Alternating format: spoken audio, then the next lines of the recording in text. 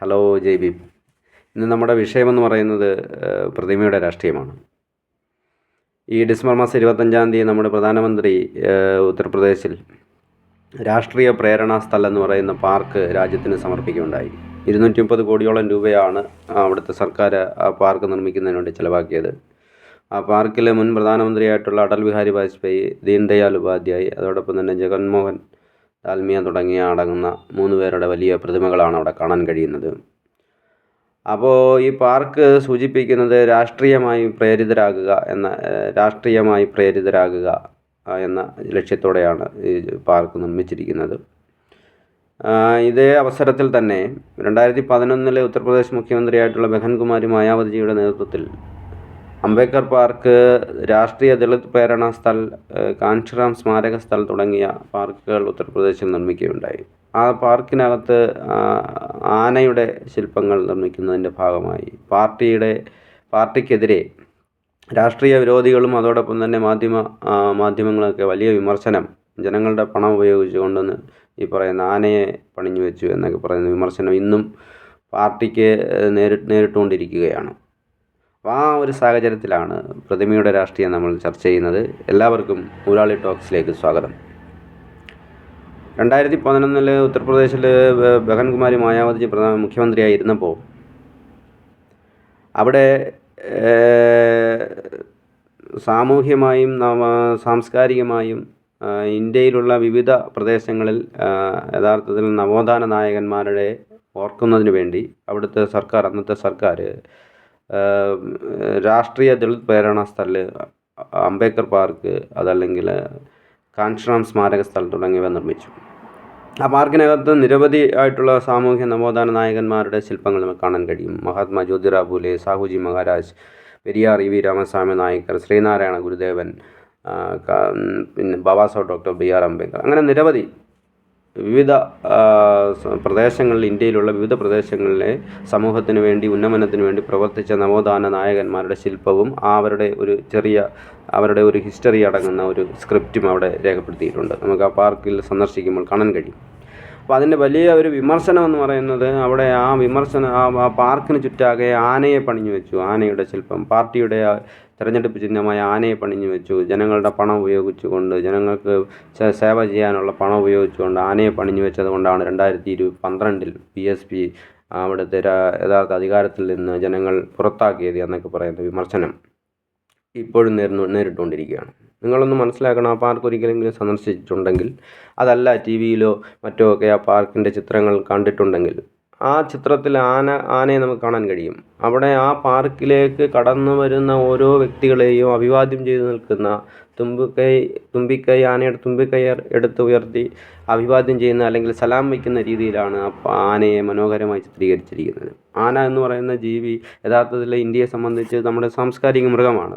നമ്മുടെ മഹത്തായ ഭരണഘടനയിൽ അതിൻ്റെ പേജുകളിൽ ആനയെ കണ്ടെത്താൻ കഴിയും. നമ്മൾ എന്തിനേറെ പറയുന്നു, കേരളത്തിൻ്റെ ഔദ്യോഗിക ചിഹ്നത്തിൽ പോലും ആനയെ കണ്ടെത്താൻ കഴിയും.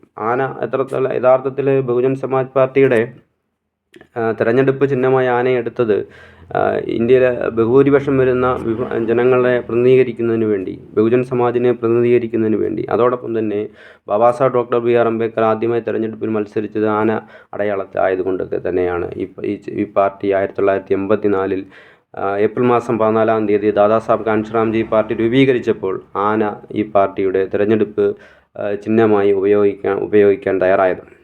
നമുക്ക് BSPയുടെ സ്ഥാനാർത്ഥി ബാലറ്റ് ബോക്സിന് അദ്ദേഹത്തിൻ്റെ പേരിന് നേരെ കാണുന്ന ആന ചിഹ്നത്തിൽ നമ്മൾ നോക്കുകയാണെങ്കിൽ ആ പാർക്കിൽ കാണുന്ന രീതിയിലല്ല ആനയെ അവിടെ ചിത്രീകരിച്ചിരിക്കുന്നത്. ആന വളരെ സമാധാനപരമായി തുമ്പിക്കൈയൊന്നും ഉയർത്താതെ മാന്യമായി നിൽക്കുന്ന ഒരു ആനയെ നമ്മുടെ ബാലറ്റ് ബോക്സിൽ കാണാൻ കഴിയും. അതാണ് പാർട്ടിയുടെ തിരഞ്ഞെടുപ്പ് ചിഹ്നം. അല്ലാതെ തുമ്പിക്കൈ ഉയർത്തി നിൽക്കുന്ന ആന എന്ന് പറയുന്നത് പാർക്കിൽ പണിഞ്ഞു വെച്ചിരിക്കുന്ന ആനയല്ല പാർട്ടിയുടെ തിരഞ്ഞെടുപ്പ് ചിഹ്നം എന്ന് ഇനിയെങ്കിലും നിങ്ങൾ ഓരോരുത്തരും മനസ്സിലാക്കണം എന്നതാണ് നമ്മളുടെ ഒരു റിക്വസ്റ്റ്.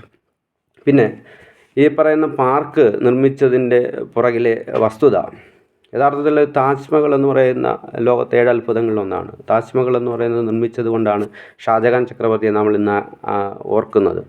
അതല്ല എങ്കിൽ സ്തംഭത്തിലെ അശോക ചക്രമാണ് നമ്മുടെ ദേശീയ പതാകയിൽ ഉപയോഗിച്ചിരിക്കുന്നത്. അശോക സ്തംഭം എന്ന് പറയുന്നത് അശോക ചക്രവർത്തി രാജ്യത്തെമ്പാടും നിർമ്മിച്ചില്ലായിരുന്നെങ്കിൽ യഥാർത്ഥത്തിൽ അശോക ചക്രവർത്തി എന്ന് പറയുന്ന ഒരാൾ പോലും ഈ രാജ്യത്തുണ്ടായിരുന്നു എന്ന് നാം ഓർക്കില്ലായിരുന്നു. അതുകൊണ്ട് ഈ രാജ്യത്ത് സാധാരണക്കാരൻ ജീവിച്ചിരുന്നു, അല്ലെങ്കിൽ ആ സാധാരണക്കാരൻ ഈ രാജ്യത്ത് ഒരു സംസ്ഥാനത്ത് അല്ലെങ്കിൽ ഒരു ഭരണം നടത്തിയിരുന്നു എന്നതിൻ്റെ തെളിവാണ് അംബേദ്കർ പാർക്ക്. ബാബാസാഹേബ് അംബേദ്കറുടെ പ്രതിമകൾ നമുക്ക് രാജ്യത്തെമ്പാടും കണ്ടെത്താൻ കഴിയും. ആ പ്രതിമകളെല്ലാം ഭരണഘടന നെഞ്ചോട് ചേർത്ത് പിടിച്ചുകൊണ്ട് വിരൽ ചൂണ്ടി നിൽക്കുന്ന പ്രതിമയാണ് കാണാൻ കഴിയുന്നത്. അമേരിക്കയിലെ വാഷിങ്ടണിൽ എബ്രഹാം ലിങ്കൺ സിംഹാസനത്തിൽ ഇരിക്കുന്ന രീതിയിൽ, അതേ രീതിയിൽ തന്നെ ബാബാസാഹേബ് ഡോക്ടർ അംബേദ്കർ ആസനത്തിനായി ഇരുത്തിക്കൊണ്ടാണ്, അല്ലെങ്കിൽ സിംഹാസനത്തിൽ ഇരിക്കുന്ന രീതിയിലാണ് അംബേദ്കർ പാർക്കിൽ ബാബാസാഹേബ് അംബേദ്കറെ ചിത്രീകരിച്ചിരിക്കുന്നത്. അപ്പം യഥാർത്ഥത്തിൽ ഈ രാജ്യത്ത് ബഹുജൻ സമാജ് പാർട്ടിയും ഭരണം നടത്തിയിട്ടുണ്ട് എന്നതിൻ്റെ, അല്ലെങ്കിൽ വരുന്ന തലമുറ അറിയുന്നതിന് വേണ്ടി, അല്ലെങ്കിൽ ഈ നവോത്ഥാന നായകന്മാരുടെ ജീവിതം അവരെ ഓർക്കുന്നതിന് വേണ്ടിയാണ് അവരുടെ പ്രതിമകളും ആ പ്രേരണാ സ്ഥലിൽ സ്ഥാപിച്ചിരിക്കുന്നത്. അത് വരുന്നവർ ആ പാർക്കിൽ നിന്ന് നമ്മൾ മനസ്സിലാക്കുന്നത്, യു.പിയിൽ ഏറ്റവും കൂടുതൽ ആളുകൾ ഡെയിലി വന്നു പോകുന്ന ഒരു പാർക്കായി മാറിയിരിക്കുകയാണ്.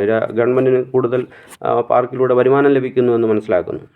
അപ്പം അങ്ങനെ യഥാർത്ഥത്തിൽ അവിടെ നിർമ്മിച്ചിരിക്കുന്ന ആന എന്ന് പറയുന്നത് ഒരിക്കലും പാർട്ടിയുടെ ചിഹ്നമല്ല. സാംസ്കാരിക മൃഗമായ ആന വരുന്ന ആളുകളെ സലാം ചെയ്യുന്നതിന് വേണ്ടി, അഭിവാദ്യം ചെയ്യുന്നതിന് വേണ്ടി നിൽക്കുന്നു എന്നതാണ്. അത്ര മനോഹരമായിട്ടാണ് പാർക്ക് നിർമ്മിച്ചിരിക്കുന്നത്. മറ്റൊന്നുകൂടി, ഈ പാർക്കിൻ്റെ ഒരു മാപ്പ് അല്ലെങ്കിൽ ഒരു സ്ക്രിപ്റ്റ് നമ്മൾ നോക്കുമ്പോൾ, ഹാരപ്പൻ മൊഹൻജൊദാരോയിൽ നമ്മൾ കണ്ടെടുത്ത അതേ രീതിയിൽ, ആ നാഗരികതയുടെ അതേ രീതിയിലുള്ള ഒരു മാപ്പാണ്, റീക്രിയേഷനാണ് യഥാർത്ഥത്തിൽ അംബേദ്കർ പാർക്ക് അന്ന് ഉത്തർപ്രദേശിൽ നിർമ്മിച്ചിരിക്കുന്നത്. അത് യഥാർത്ഥത്തിൽ അതിനുശേഷം വന്ന ഗവൺമെൻറ്റുകൾ അത് വേണ്ട രീതിയിൽ സംരക്ഷിക്കാതെ പോയിട്ടുണ്ടെങ്കിലും ഇപ്പോൾ അവർ സംരക്ഷിച്ചു വരുന്നു എന്നുള്ളതാണ്. കൂടുതൽ ഇപ്പോൾ നമ്മൾ ഹിന്ദി സിനിമകളിലുമൊക്കെ നമുക്ക് ആ പാർക്കിൽ സിനിമയുടെ പാട്ടുരംഗങ്ങളൊക്കെ ഷൂട്ട് ചെയ്യുന്നത് കാണാം. നിരവധി ആളുകൾ ആ പാർക്കിലേക്ക് കടന്നു വരുന്നു. അപ്പോൾ ഞാൻ ഈ പറഞ്ഞു വന്ന പ്രതിമയുടെ രാഷ്ട്രീയം എന്ന് പറയുന്നത്, ഇപ്പോൾ ഈ 2025 ഡിസംബർ 25 രാഷ്ട്രീയ പ്രേരണാ സ്ഥലിൽ സ്ഥാപിച്ചിട്ടുള്ള 3 മഹാന്മാർ ഒരേ ജാതി വിഭാഗത്തിൽ നിന്ന് വരുന്നു എന്നതാണ്. അംബേദ്കർ പാർക്കിലോ അല്ലെങ്കിൽ കാൻഷിറാം സ്മാരക സ്ഥലിലോ അതല്ലെങ്കിൽ രാഷ്ട്രീയ ദളിത് പ്രേരണാ സ്ഥലിലോ സ്ഥാപിച്ചിരിക്കുന്നത് നിരവധി നവോത്ഥാന നായകന്മാരുണ്ട്. അവരവരുടെ ജീവിതത്തിൽ ഇന്ത്യയിലെമ്പാടും നടത്തിയിരിക്കുന്ന ത്യാഗോജ്വലമായ പോരാട്ടങ്ങൾ അവിടെ സൂചിപ്പിക്കപ്പെട്ടിട്ടുണ്ട്. ഈ രാഷ്ട്രീയ പ്രേരണാ സ്ഥലിൽ ഈ 3 ആളുകൾ മാത്രമേ ഉള്ളൂ? നിരവധിയായിട്ടുള്ള ഉത്തർപ്രദേശിൽ നിന്ന് തന്നെ നിരവധി സാമുദായിക നവോത്ഥാന നായകന്മാരുണ്ട്. അവരൊന്നും കൂടാതെ അപ്പോൾ അവിടെ മനസ്സിലാക്കുന്നത് ഏത് ജാതിയാണ് അവർ പ്രൊമോട്ട് ചെയ്യാൻ ശ്രമിക്കുന്നത് എന്നും കൂടി നാം മനസ്സിലാക്കണം. അപ്പോൾ അതാണ് അതിൻ്റെ അൾട്ടിമേറ്റുള്ള രാഷ്ട്രീയമായി പ്രേരണ കിട്ടുന്ന ഒരു പ്രദേശമായി, സ്ഥലമായി അതിനെ മാറ്റുന്നതിന് വേണ്ടിയുള്ള ഒരു ശ്രമം കൂടി ഇതിൻ്റെ പുറകിലുണ്ട് എന്ന് മനസ്സിലാക്കുന്നു. അപ്പം ബഹുജൻ സമാജ് പാർട്ടി മുന്നോട്ട് വയ്ക്കുന്നത് യഥാർത്ഥത്തിൽ നവോത്ഥാന നായകന്മാരുടെ, സാമൂഹിക പരിഷ്കർത്താക്കളുടെ ജീവിതം അത് കാണുകയും പഠിക്കുകയും വരുന്ന തലമുറ പഠിക്കുകയൊക്കെ ചെയ്യുന്നതിന് വേണ്ടിയാണ് ആ മഹത്തായ പാർക്കുകൾ നിർമ്മിച്ചിരിക്കുന്നത്, അല്ലെങ്കിൽ ശില്പങ്ങൾ നിർമ്മിച്ചിരിക്കുന്നത്. അത് ഞങ്ങളുടെ രാഷ്ട്രീയ ലാഭത്തിന് വേണ്ടിയല്ല എന്നുള്ളതാണ്.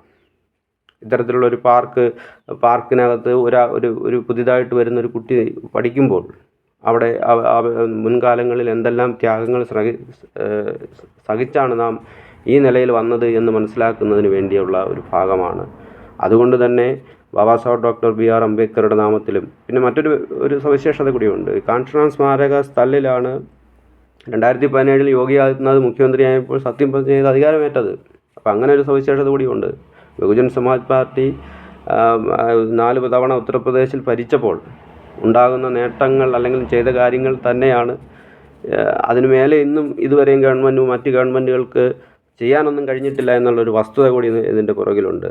രാഷ്ട്രീയ ലാഭത്തിന് വേണ്ടിയല്ല ബഹുജൻ സമാജ് പാർട്ടി അവിടെ തുമ്പിക്കൈ ഉയർത്തി നിൽക്കുന്ന ആനകളെ പണിഞ്ഞു വെച്ചതിൻ്റെ ഉദ്ദേശമെന്ന് പറയുന്നത് ഈ രാജ്യത്ത് സാധാരണക്കാരനും ഭരണം നടത്തി എന്നുള്ളതിൻ്റെ ഒരു സിംബലൈസേഷനാണ്. അത് നമുക്കറിയാം. ഈ പ്രതിമയുടെ രാഷ്ട്രീയം ചർച്ച ചെയ്യുമ്പോൾ നമുക്ക് 3000 കോടിയുടെ പട്ടേൽ പ്രതിമ ഇവിടെ ഉണ്ട്. ആ 3000 കോടി രൂപ ഓരോ ആളുകൾക്കും കൊടുത്തിരുന്നെങ്കിൽ യഥാർത്ഥത്തിൽ അവരെ രക്ഷപ്പെടത്തില്ലായിരുന്നു. ബഹുജൻ സമാജ് പാർട്ടിയുടെ ആളുകളുടെ അടുത്ത് വിമർശിക്കുന്നതാണ്, നിങ്ങൾ ഈ പ്രതിമ നിർമ്മിച്ച പൈസ ജനങ്ങൾക്ക് കൊടുത്തിരുന്നെങ്കിൽ നിങ്ങൾക്ക് വീണ്ടും ഭരണം കിട്ടിയേനെ എന്നാണ്.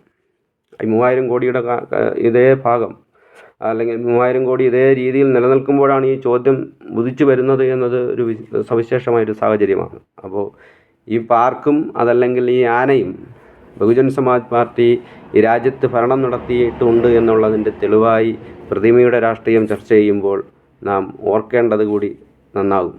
ജയ് ഭീം.